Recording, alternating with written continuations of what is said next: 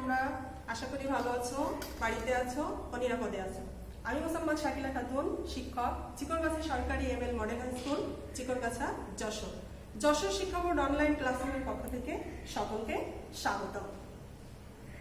শিক্ষার্থী বন্ধুরা, আজ তোমাদের সামনে আমি গত ক্লাসের ধারাবাহিকতায় নবম ও দশম শ্রেণীর বাণিজ্য শাখার ফিনান্স ও ব্যাংকিং অধ্যায়ের একটি পাঠ নিয়ে হাজির হয়েছি। শিক্ষার্থী বন্ধুরা, গত ক্লাসে আমি যেটা পড়িয়েছি তারই ধারাবাহিকতায় একই অধ্যায়ের একই বিষয়ের একই পাঠের একটা বিষয় তোমাদের নিয়ে আলোচনা করব, সেটা হচ্ছে অর্থের সময় মূল্য। শিক্ষার্থী বন্ধুরা, অর্থের সময় মূল্য আমার গত ভিডিওটা দেখে তোমরা বুঝতে পারবে। আজকের পাঠ শেষে শিক্ষার্থীরা সুদের ধারণা ব্যাখ্যা করতে পারবে, বাট্টাকরণ প্রক্রিয়াটি কি তা লিখতে পারবে, সূত্রের সাহায্যে অর্থের বর্তমান মূল্য নির্ণয় করতে পারবে। শিক্ষার্থী বন্ধুরা, তোমরা যে যে উপকরণ আজকের পাঠে অবশ্যই ব্যবহার করবে, পাঠ্যপুস্তক, খাতা, কলম ও সায়েন্টিফিক ক্যালকুলেটর। শিক্ষার্থী বন্ধুরা, সুদের ধারণাটি কি? এই সুদের ধারণাটি সম্পর্কে অবগত হতে গেলে তিনটা বিষয় অবশ্যই জানতে হবে। প্রথমটি হচ্ছে সুদের হার। ঋণ গ্রহীতা ঋণদাতাকে যে হারে সুদ প্রদান করে থাকে সে হারকে সুদের হার বলে। দ্বিতীয়টি হচ্ছে সরল সুদ।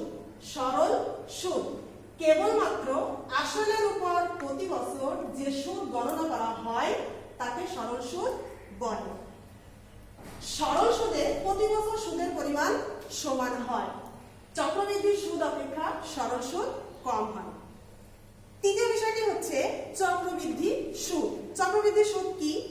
সুদ আসলের উপর যে সুদ ধার্য করা হয়। শিক্ষার্থী বন্ধুরা, আমরা সরল সুদ দেখেছি যেখানে ছিল শুধুমাত্র আসলের উপর প্রতি বছর যে সুদ গণনা করা হয়, কিন্তু চক্রবৃদ্ধি সুদটা হচ্ছে সুদ আসলের উপর যে সুদ ধার্য করা হয় তাকে চক্রবৃদ্ধি সুদ বলে। চক্রবৃদ্ধি সুদে প্রতি বছর সুদের পরিমাণ বৃদ্ধি পায়, ফলে সরল সুদ অপেক্ষা চক্রবৃদ্ধি সুদ বেশি হয়। শিক্ষার্থী বন্ধুরা, বাট্টাকরণ প্রক্রিয়া। বাট্টাকরণ প্রক্রিয়াটি কি? তিনটে বিষয়ের মাধ্যমে বাট্টাকরণ প্রক্রিয়াটি আমরা বুঝবো। প্রথমটি হচ্ছে অর্থের বর্তমান মূল্য নির্ণয়ের যে প্রক্রিয়া, সেই প্রক্রিয়াটি বলা হয় বাট্টাকরণ প্রক্রিয়া। দ্বিতীয় হচ্ছে বাট্টাকরণ প্রক্রিয়ায় অর্থের ভবিষ্যৎ মূল্যকে ভাগ করা হয়। অর্থের ভবিষ্যৎ মূল্যকে ভাগ করা হয়, অর্থাৎ যদি বর্তমান মূল্য থাকে তাহলে বর্তমান মূল্যের অর্থাৎ সূত্রের যে বিষয়টা সেটাকে আমরা এখানে ভেঙে অর্থাৎ ভাগ করতে পারি। যেটা বর্তমান মূল্যে গুণ করতে হয়, ভবিষ্যৎ মূল্যে ভাগ করতে হয়। তৃতীয় বিষয়টি হচ্ছে চক্রবৃদ্ধিকরণের বিপরীত প্রক্রিয়াটি হলো বাট্টাকরণ প্রক্রিয়া। চক্রবৃদ্ধিকরণের বিপরীত প্রক্রিয়াটি হলো বাট্টাকরণ প্রক্রিয়া। চক্রবৃদ্ধির বিপরীত অর্থাৎ চক্রবৃদ্ধি হচ্ছে চক্র আকারে অর্থাৎ বৃদ্ধি পেতে থাকে, এক বছর পর এটা বৃদ্ধি পায়, আর বাট্টাকরণ হচ্ছে কমে যায়। শিক্ষার্থী বন্ধুরা, অর্থের বর্তমান মূল্য নির্ণয়ের সূত্রটি আমাদের জানতে হবে। অর্থাৎ অর্থের যদি আমরা বর্তমান মূল্য নির্ণয় করতে চাই, অবশ্যই আমাদের অর্থের বর্তমান মূল্য নির্ণয়ের সূত্রটি জানতে হবে। সূত্রটি হচ্ছে PV equal to FV by 1 যোগ I to the power N. আমাদের অবশ্যই সূত্রটি ভেঙে দিতে হবে। সূত্রটি ভেঙে দিলে পাচ্ছি আমরা PV equal two present value, FV equal to future value, I equal to rate of interest, N equal to number of year অর্থাৎ বছরের সংখ্যা। শিক্ষার্থী বন্ধুরা, আমরা অর্থের বর্তমান মূল্য নির্ণয়ের সূত্রটি জানলাম। এবার আমরা এটার উপরে একটা অঙ্ক করব। অঙ্কটা একটু দেখে নাও। জনাব মাহি 5 বছর পর 5 লক্ষ টাকা পাওয়ার আশায় বর্তমানে কিছু টাকা পদ্মা ব্যাংকে জমা রাখতে চান। পদ্মা ব্যাংক বার্ষিক 8% হারে সুদ প্রদানের প্রস্তাব দিয়েছে। এখান থেকে যদি আমরা গ প্রশ্নটা বের করি, তাহলে জনাব মাহির পদ্মা ব্যাংকে কত টাকা জমা রাখতে হবে তা নির্ণয় করো। অর্থাৎ এখানে যে মূল্যটা দেওয়া আছে 5 লক্ষ টাকা, এটা অবশ্যই তোমরা বুঝতে পারছো ভবিষ্যৎ মূল্য দেওয়া আছে। আর আমরা আগের সূত্রটা দেখে আসছি, আগের স্লাইডে দেখে আসছি যে আমাদের যদি ভবিষ্যৎ মূল্য দেওয়া থাকে, বর্তমান মূল্য নির্ণয় করতে গেলে সেটাকে করতে হবে ভাগ করতে হবে। তাহলে আমরা এখানে কি করব? বর্তমান মূল্য নির্ণয় করব। বর্তমান মূল্য নির্ণয় করতে আমাদের খেয়াল করো বন্ধুরা একটু, আমরা এবার বোর্ডের দিকে খেয়াল করো তোমরা সবাই। আমাদের সূত্রটা লিখতে হবে। আমরা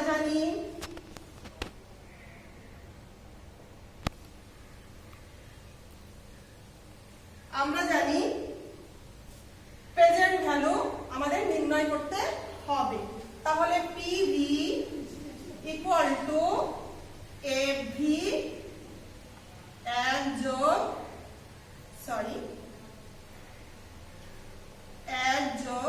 I to the power N. আমরা এখানে সূত্রটা ভেঙে দেব। তাহলে কি আসছে এখানে পিভি, আমাদের পিভি নির্ণয় করতে হবে, অর্থাৎ বর্তমান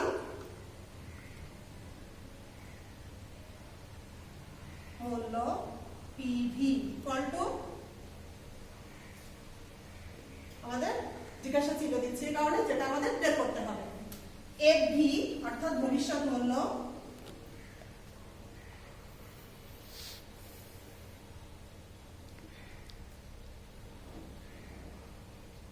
এফভি ইকুয়াল টু কত দেওয়া আছে আমাদের প্রশ্নে?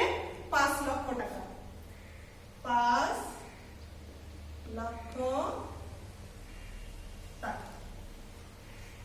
আই ইকুয়াল টু অর্থাৎ সুদের হার,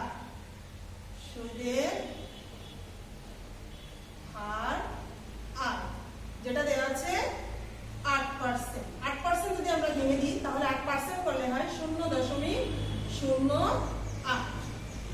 এবার হচ্ছে মেয়াদ অর্থাৎ বছরের সংখ্যা, মেয়াদ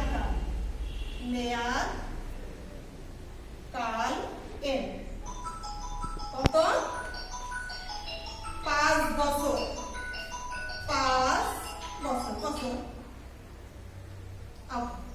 আমরা এখানে এবার জাস্ট শুধু মান বসাবো। যদি মান বসাই এফভি ইকুয়াল টু 5 লক্ষ টাকা,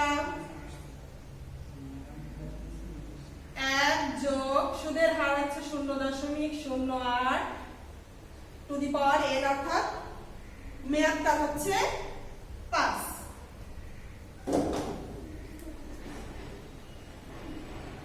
এটাকে যদি আমরা যোগ করি 1 যোগ 0 আর 5। শিক্ষার্থী বন্ধুরা, প্রথমে আমি তোমাদের বলেছিলাম যে অবশ্যই কি করবে?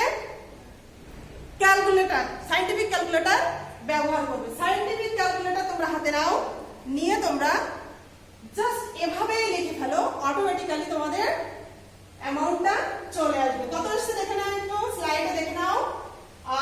3,40,991।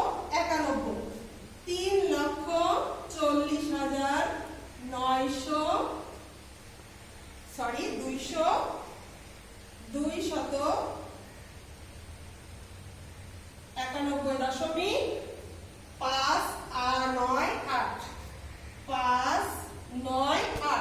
আমরা যদি 2 দশমিক স্থান পর্যন্ত নিই, তৃতীয় 3 দশমিকটা ছেড়ে দিতে গেলে আমাদের অবশ্যই 4 এর বেশি, এজন্য আমরা 1 যোগ করে নিব। এখানে হবে হচ্ছে 60। আমরা যদি দশমিকটাকে আউট করতে চাই, দশমিক যদি রাখতে না চাই, তাহলে আমাদের করতে হবে 3,40,292 টাকা। শিক্ষার্থী বন্ধুরা বুঝতে পারছো নিশ্চয়ই? আর খুবই সহজ এবং মজার অঙ্ক। এখানে দেখো প্রশ্ন ছিল জনাব মাহির পদ্মা ব্যাংকে কত টাকা জমা রাখতে হবে সেটা তোমাকে নির্ণয় করতে হবে। আমাদের জাস্ট উত্তরটা এভাবেই লিখতে হবে। আমি এখানেই লিখে দিই। সুতরাং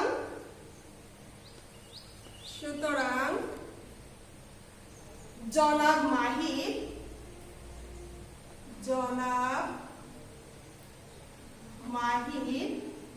পদ্মা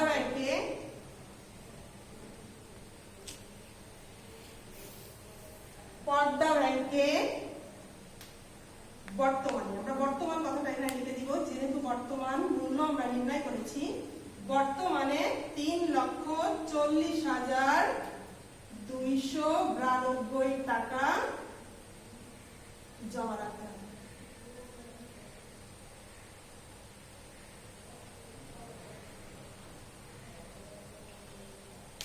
কি বন্ধুরা, সহজ লাগছে না? অবশ্যই সহজ লাগছে। খেয়াল করো, আমি প্রথমে বলেছিলাম যে সাইন্টিফিক ক্যালকুলেটর ব্যবহার করবে, কিভাবে ব্যবহার করবে তার একটু নিয়মাবলী বলে দিই। সাইন্টিফিক ক্যালকুলেটর নেবে, জাস্ট নাম্বারগুলো বসাবে, অটোমেটিক্যালি তোমার উত্তর পেয়ে যাবে। শিক্ষার্থী বন্ধুরা, তোমাদের একটু মূল্যায়ন করতে চাই, রাজি তো? হ্যাঁ, সুন্দর, মুখে মুখেই বলো।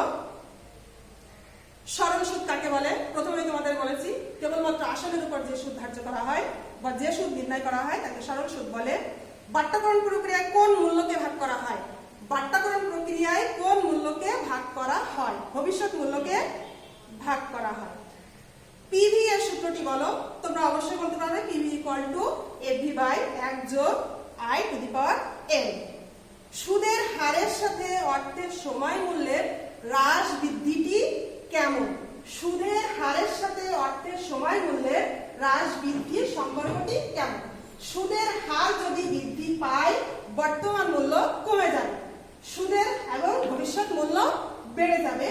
অনুরূপভাবে যদি সুদের হার কমে যায় তাহলে বিপরীত অবস্থা ধারণ করবে। শিক্ষার্থী বন্ধুরা, এবার একটু বাড়ির কাজ নিয়ে নাও।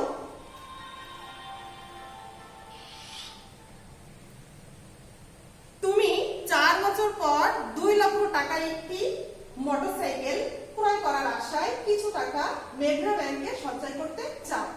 মেঘনা ব্যাংক 10% হারে সুদ দিতে সম্মত হয়েছে। তোমাকে কত টাকা মেঘনা ব্যাংকে জমা রাখতে হবে তা নির্ণয় করবে। অর্থাৎ বর্তমানে তোমাকে কত টাকা নির্ণয় করলে 4 বছর পরে তুমি 2 লক্ষ টাকা তোমার সঞ্চয় হবে এবং তুমি তোমার স্বপ্নের মোটরসাইকেলটি তুমি ক্রয় করতে পারবে। শিক্ষার্থী বন্ধুরা, আশা করি যে উদ্দেশ্য নিয়ে তোমাদের সামনে আজকে হাজির হয়েছিলাম উদ্দেশ্য সফল হবে। তোমরা একটু মনোযোগী হবে। এই করোনাকালীন মুহূর্ত বেশি দিন স্থায়ী হবে না, আমরা সেই আশাটাই করব। যখনই তোমাদের এই মুহূর্ত থেকে আমরা বেরিয়ে আসব, তখন তোমাদের স্কুল খুলবে, তোমরা স্কুলের স্কুলের সাবজেক্ট টিচারকে খাতাটা দেখাবে।